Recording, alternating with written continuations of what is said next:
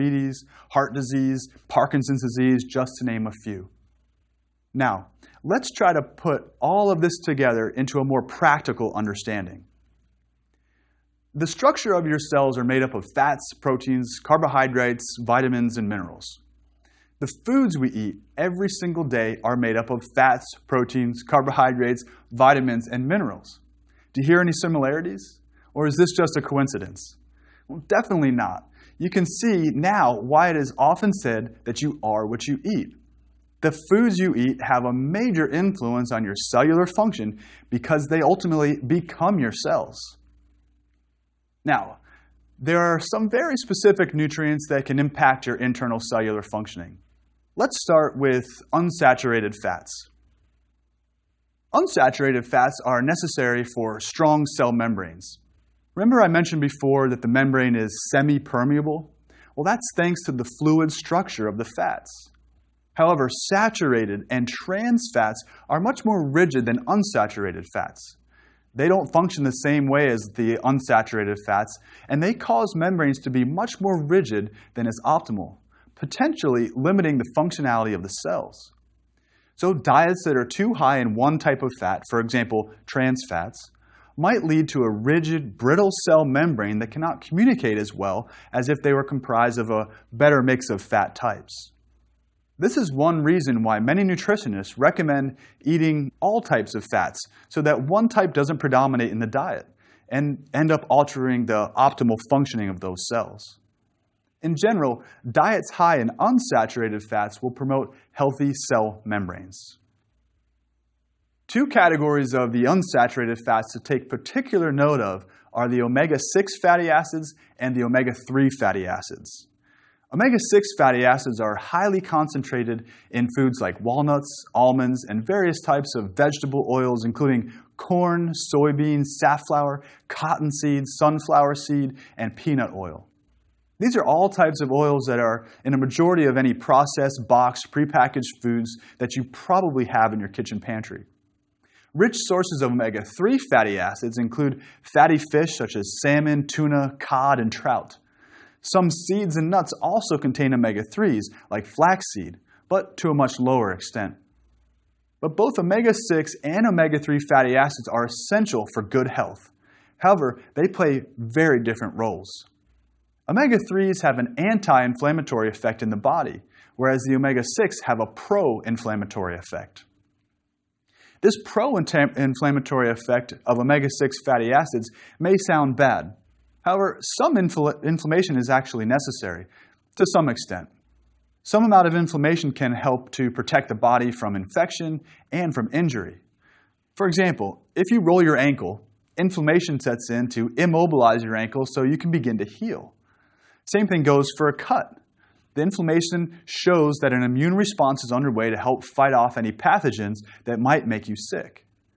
But, as you probably know, too much inflammation can lead to other things like heart disease, metabolic syndrome, diabetes, Alzheimer's disease, arthritis, and many different types of cancer. Conversely, omega-3s are known to lower these risks of diseases by decreasing the amount of inflammation within the body.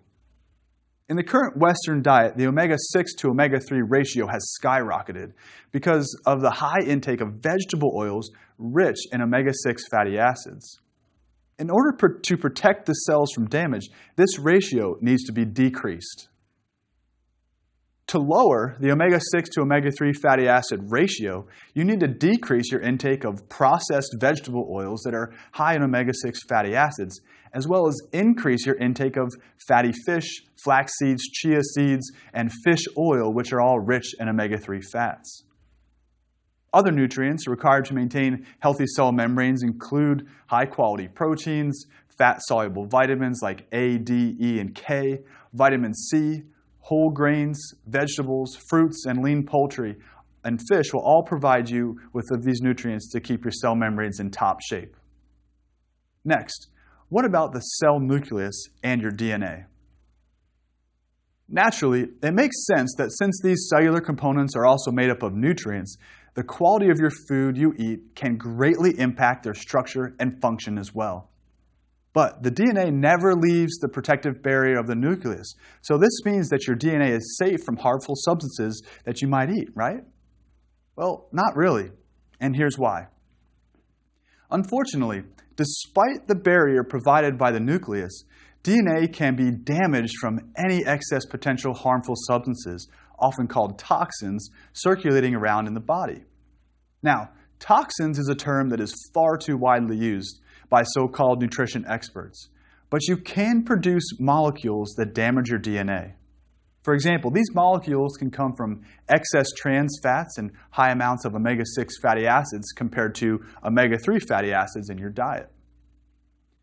Also, there is some concern, albeit controversial, about pesticides that we may consume from processed and conventionally grown foods. There appears to be a relationship between these sorts of foods and some cellular damage over time. I don't think we should be overly worried because we have many natural processes to help stop or repair any damage, and just washing your foods that you purchase can go a long way in reducing that risk. But damage to DNA can also occur from reactive oxygen species or excessive oxidative stress, which can be produced as a byproduct from the energy or ATP we produce from food or even from excessive exercise. If reactive oxygen species makes their way into the nuclear membrane, they can potentially alter normal DNA functioning. If this occurs, the proteins that the particular DNA strand produced will no longer be available to your body. I think you can see how this will lead to poor functioning in your body and, in worst case scenario, could lead to various disease states. But here's the beautiful part. One way to protect this from happening is, once again, by eating quality sources of polyunsaturated fats. You can focus on getting these fats from sources like fatty fish, flax seeds, walnuts, and even soybeans. Other nutrients that are needed to protect DNA include high-quality protein, antioxidants, and vitamins like vitamin E and C, the carotenoids, folate, and vitamin B12. The easiest way to get all of these nutrients into your diet, though, is to consume foods like lean meats, eggs, dairy, colorful vegetables, whole grains, and fruits. If you do this, you will have the best chance at protecting your DNA from excessive damage. Last, let's look at what foods most efficiently keep our cellular energy production working well. Well, as you learn about in great detail in the next lecture, the mitochondria can use the nutrients we eat to turn them into energy for everything we do. However, not all foods are created equal when it comes to efficient energy production. Most of the energy that the mitochondria produce comes from fats and glucose, or carbohydrate, that's either stored in your body or comes in from your diet. This energy ultimately ends up in the form of adenosine triphosphate, also known as ATP. The process of making ATP from our foods is very complex. The obvious nutrients that are needed for these processes to occur are the energy-yielding macronutrients, carbohydrates, fats, and proteins. However, essential nutrients that are often overlooked when talking about energy production are the B vitamins, iron, and sulfur. The B vitamins work to transfer electrons through the electron transport chain, which ultimately produces massive amounts of ATP in your mitochondria. Iron and sulfur are important components of the protein structures within the major energy-producing systems of your cells and are used to simply transport oxygen around your body. If iron and sulfur are not available from the diet for the mitochondria, energy production will suffer. And just as with the cell membranes and the nuclear membranes, nutritional support for healthy mitochondrial function comes from eating foods with a lot of nutrients that are minimally processed. Things like green leafy vegetables, complex carbohydrates, and lean proteins are a great start.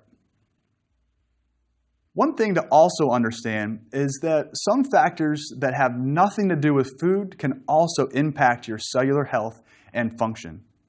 For example, excessive exercise can actually cause some damage. And keep in mind that excessive is the key word here. Now, you may be scratching your head a bit and saying, I thought that exercise was good for your health. How could it cause damage? It seems contradictory. but it's actually true. Exercise naturally increases the production of free radicals, which are molecules that have an unpaired electron in their outer shell. This missing electron in these molecules causes them to be unstable and highly reactive. But to regain stability, the free radical molecule works to steal electrons from healthy cells in your body. And when this happens, the free radical leaves the healthy cell damaged and unable to perform its usual functions. This free radical damage doesn't stop with just one cell. Once the one free radical attack occurs, it sets off a domino effect. And the newly damaged cell moves on to other healthy cells as they attempt to become neutral again.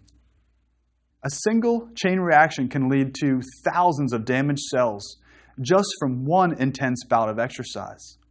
And excessive free radical damage has been associated with accelerated aging, cancer, diabetes, and coronary artery disease. Now, don't let this scare you too much, and don't stop exercising because these potential free radical attacks might occur. Because luckily, our bodies have the ability to fight free radical attacks by forming 3 natural antioxidants known as glutathione, catalase, and superoxide dismutase. These substances donate extra electrons to free radicals and prevent them from damaging healthy cells. The major problem with exercise occurs when it's too extreme, causing the production of free radicals to exceed the body's ability to produce antioxidants. For example, a study conducted at Hebrew University in Israel, in conjunction with the National Institutes of Health in Maryland, looked at this exercise-induced oxidative stress. 31 men completed a 6-month, 5 days per week training schedule that involved 2 very extreme 30 and 50-mile marches while carrying an extra 77 pounds or 35 kilograms of weight. Well, not surprisingly, after these long marches, there was significant cellular damage. There was also significant increase in liver enzymes, indicating more work being done by your liver and possibly liver injury. So here it was clear that excessive exercise led to increased oxidative damage, causing cellular damage. This study was in men, but my lab has also seen excessive cell damage in ultra-endurance athletes of both sexes. This again does not mean you should shy away from all intense exercise, because your diet can help ward off this exercise-induced oxidative stress. Once again, the answer is that a diet that includes lots of fruits and veggies that are full of antioxidants such as vitamin C and vitamin E, vitamin A, and selenium. A great newly researched post-exercise supplement to reduce oxidative stress is tart cherry juice. It's loaded with antioxidants. Now, before you think that sitting on the couch is a way to avoid even worrying about excessive exercise damage, you need to keep in mind that being still and sedentary can also have a negative impact on cellular health and integrity.